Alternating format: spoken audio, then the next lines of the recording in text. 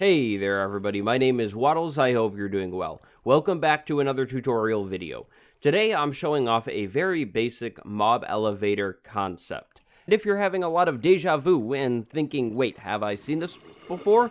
That answer might be yes. However, I have received a whole lot of requests for me to cover this topic lately, and the initial video I made on this just wasn't the best. So today I'm here doing a little bit of a remake. I hope you don't mind.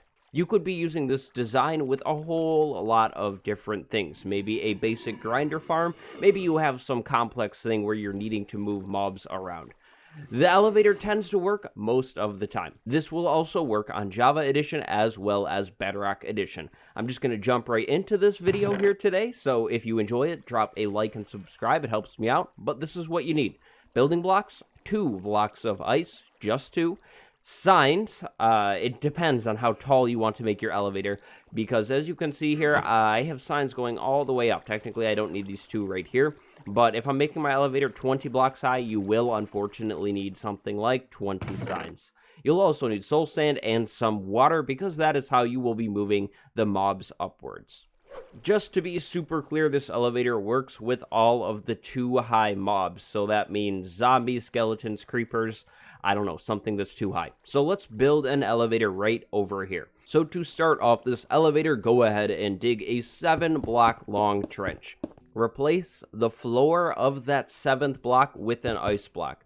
After that ice block, continue digging forwards, but only for 3 blocks this time. Replace the floor of that final 3rd block with another ice block. After doing that, dig forward 1 more block and place the soul sand next to the ice block. You should have something that looks just like what I've created here. Now your elevator is going to go right where the soul sand block sits, or I suppose I should say right above where your soul sand block sits. So go ahead and make your elevator however tall you need it. I'm not going to do a very tall elevator here, but that is just to save time. Now keep in mind we will need to be throwing signs along this elevator too, to prevent water from spilling back into this whole little moving mechanism we have set up here.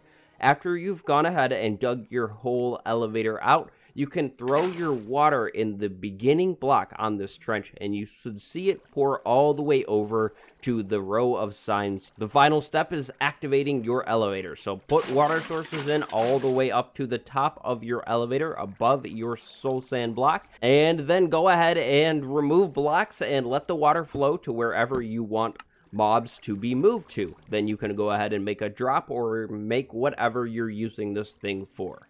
Swinging on over into the Windows 10 Bedrock Edition version of Minecraft, I have the same elevator setup right here, just to show you that it is working. I'm spawning husks because they don't burn in the daylight, but right here, the husk is moved over and dropped, just as it was on Java Edition. So this whole setup should give you no problems, no matter what version you're on.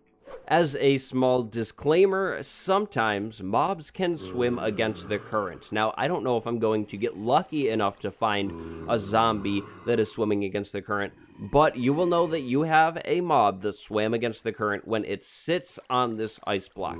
That really shouldn't be a problem because this elevator should be out of range of your spawner.